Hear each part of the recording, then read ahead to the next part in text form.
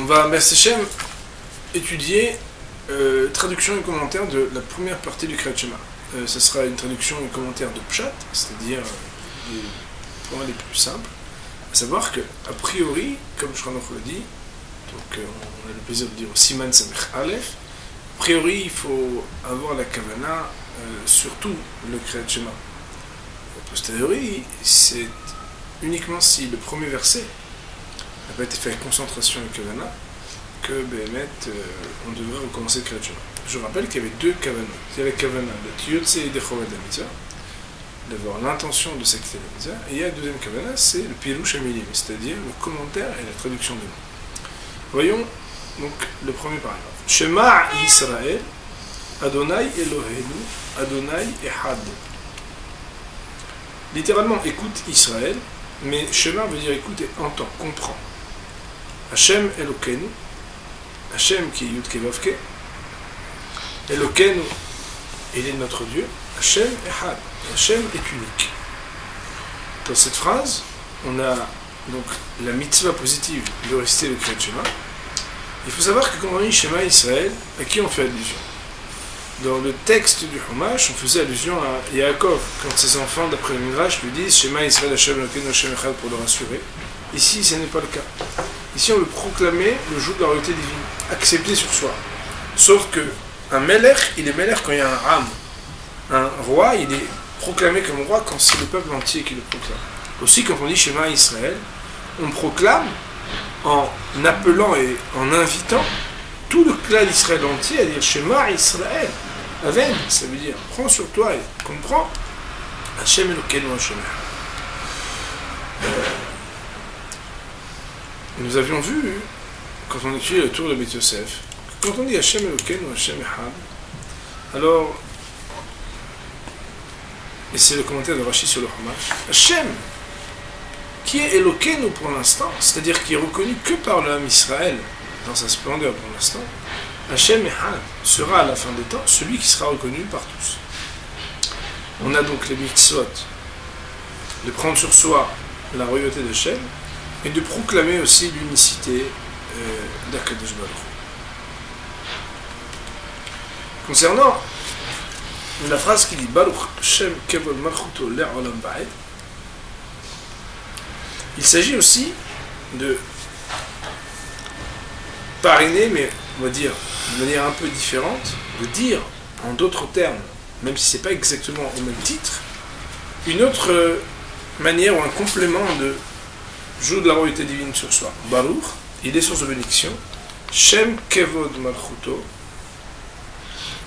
celui dont le nom et l'honneur de sa royauté, Leolam va être pour toujours.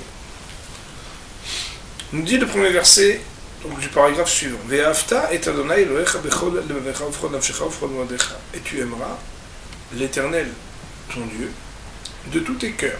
Nos chachamim vont commenter, tous tes cœurs, ça veut dire et de ton Yetzer Tov et de ton Yetzer Hara. Ça veut dire de ton bon penchant et de ton mauvais penchant. À savoir que dans la Torah, il n'existe pas une bonne qualité ou un mauvais défaut, mais chaque qualité qui n'a pas été travaillée, même si elle est bonne, en fait elle n'est pas bonne, c'est un défaut.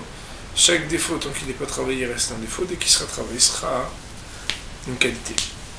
V'chol nafshecha, et de toute ton âme, ça veut dire même au prix de ta vie. Autrement dit, ve'afta et Hashem Elokecha, tu aimeras l'Éternel ton Dieu. Pour servir cet amour-là, il faut être capable de le faire avec tes deux penchants, au prix de ta vie, v'chol moadecha, et au prix de tous tes biens, de tout ton argent. Bémet, sur ce verset, la Gemara, dans le traité de Sanhedrin, au chapitre Ben Soromoré, nous dit que le loi de Yarek Valiavor, d'être tué plutôt que de fauter concernant la Avodah Zara, est appris de Ve'afta et Hashem Elokecha Bechol Nafshecha. Il faut être capable d'aimer Akadosh Baruch Hu en tant qu'il est Elokecha, unique, ton Dieu et personne d'autre, au prix même qu'on te prenne la vie. Et là-dessus, la Gemara demande, mais si déjà, au prix de ta vie, tu dois être capable d'aimer Hashem, alors pourquoi on a besoin de dire de tout est bien? Si déjà ta vie on peut te la prendre, alors ton argent encore plus, c'est certain. Khamim nous dit quelque chose d'extraordinaire. Ils nous disent que si on a un homme que l'argent est plus important pour lui que la vie, alors il faut être capable que ça lui coûte tout son argent. S'il y a un homme pour qui La vie est plus importante que l'argent, il faut qu'il soit capable de donner sa vie. Autrement dit, moi dans les conférences, quand je m'occupe des couples, j'aime bien dire ça, l'amour, il se mesure à combien on est capable de renoncer à quelque chose qui est important et qui nous coûte cher. Parce que si Béhémet, tant que tu touches pas à ce qu'il y a de plus cher pour moi, alors je te dis que je t'aime, mais dès que ça touche à quelque chose qui est dur à renoncer, alors là, on n'est plus présent, ça veut dire qu'il manque à l'amour. Et bien assez, il faut savoir que tout le monde demande comment on peut dire Ve'afta, et tu aimeras.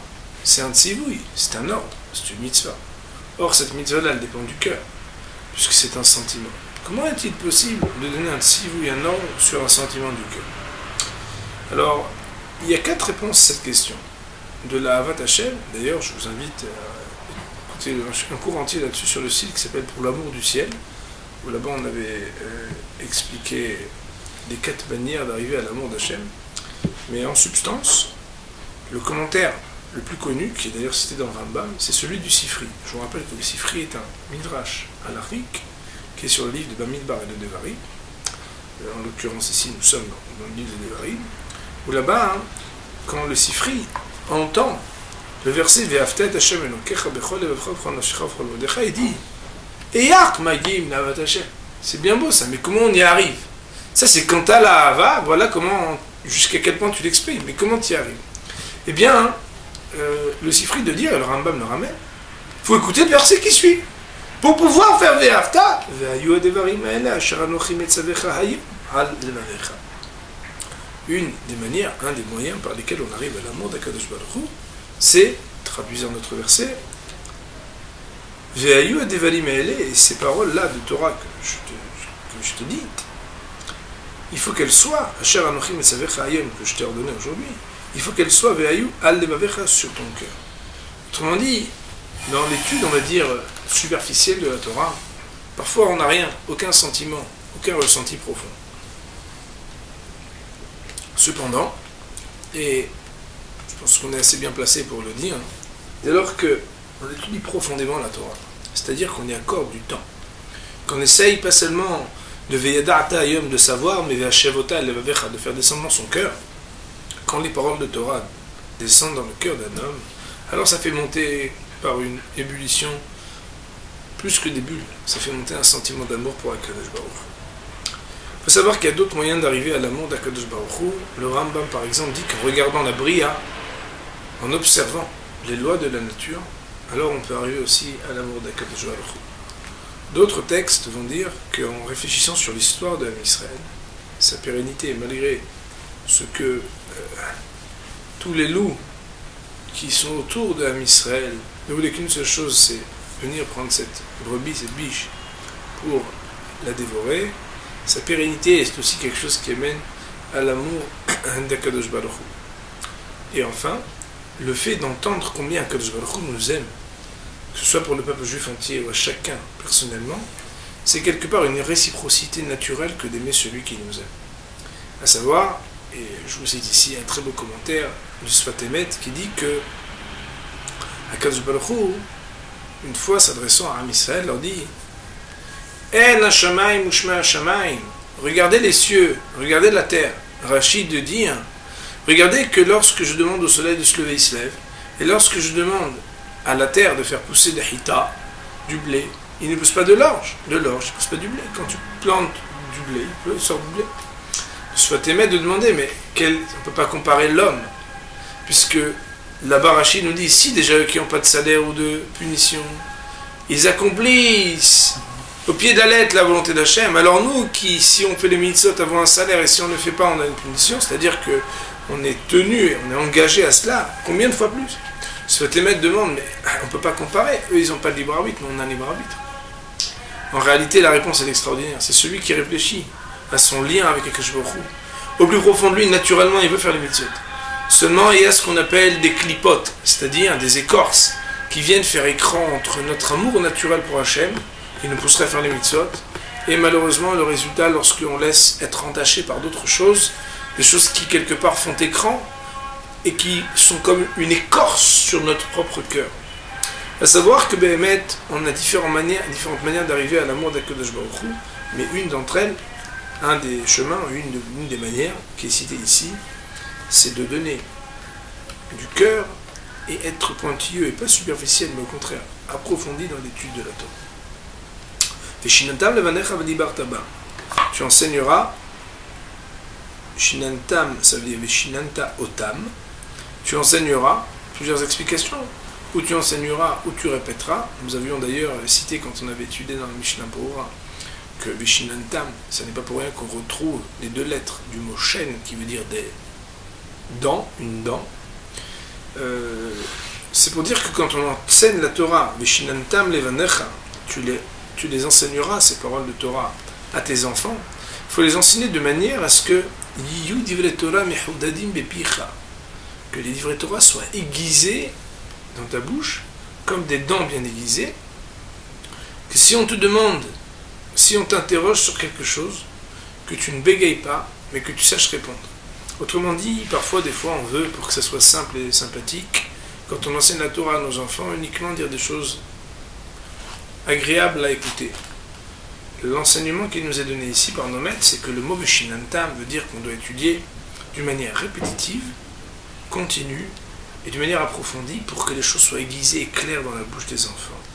Fait Dibar Tabam, et tu devras parler des paroles de Torah comme de quelque chose d'essentiel, que ce soit quand tu sièges dans ta maison ou quand tu es en chemin, à ton coucher, à ton lever. Autrement dit, dans toutes les dispositions de temps et de déplacement que tu pourras avoir. Il est vrai qu'il y a une marloquette entre Beth Shammai et Beth Hillel, à savoir est-ce qu'on est obligé de s'allonger pour le Kriyat Shema du soir et d'être debout pour le Kriyat Shema du matin. De ce qu'il est marqué au V'ler Techa V'derech, nous sages vont dire que le Kriyat Shema, il ne demande pas grand-chose. Il demande qu'au moins pour le premier verset, on puisse se concentrer. L'idée ici, dans ce verset, est de parler des livrets Torah.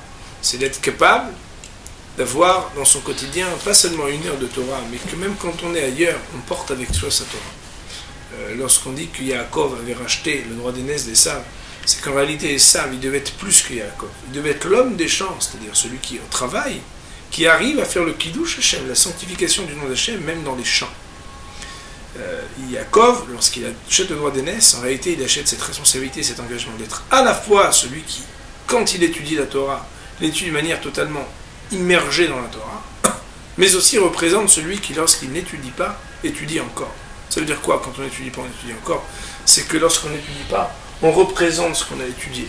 Et c'est aussi une mission, quand on dit V'ler Techa V'derech, c'est qu'à chaque endroit où on se trouve, alors essayer de penser que il est indispensable de parler de Torah. Ça veut dire que notre ilour, même notre manière de marcher, alors elle soit une manière de Torah. Comme d'ailleurs dans le 4e chapitre des lois de Deot dans Rambam, il y a là-bas le comportement d'un Talmid Chacham, comment il mange, comment il parle, comment il marche. C'est-à-dire qu'il y a un comportement, une bienséance et une sorte de derech eretz qui n'est pas moins importante, puisqu'on dit derech eretz kedma la Torah.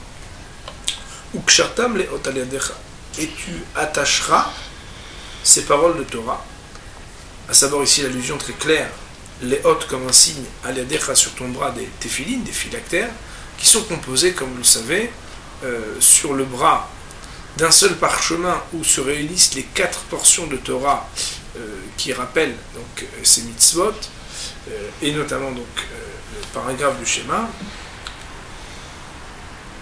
Vehayu le totafot ben ainecha, et que ce soit aussi un signe entre tes yeux. Alors, Chachamim dit c'est pas vraiment entre les yeux ici, c'est au-dessus des yeux, mais dans une position qui est entre les yeux.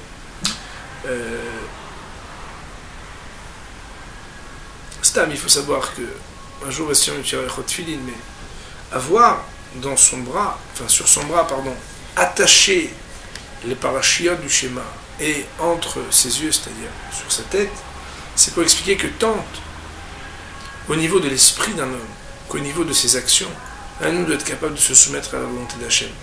Des fois, un homme il se soumet dans ses actes, mais au niveau de sa pensée, il est très loin de tout ça. Des fois, il se soumet à sa pensée, il dit non, mais tout ça, les actes, c'est quelque chose qui est factice, qui n'est pas très important. Un homme il doit être capable,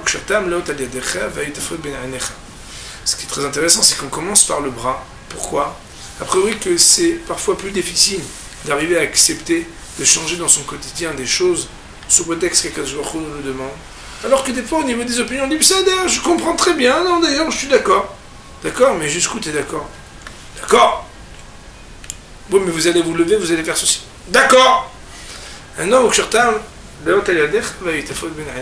être capable d'avoir et dans ses pensées, dans sa conception, mais aussi et avant tout dans ses actes, comme un peu le Naaseh Benishma, être capable d'accepter de changer son comportement, le fait d'avoir un signe qui nous rappelle que nous nous soumettons à la volonté d'Hachem. On écrira aussi ces paroles de Torah, c'est-à-dire les parachutes du schéma, al mezuzot, sur les poteaux, betecha visharecha, de ta maison et de tes portes, de tes portes. Et là, bien entendu, on fait allusion à la misère de la mezouza, à savoir que nous devons poser une mezouza à l'entrée de chaque maison.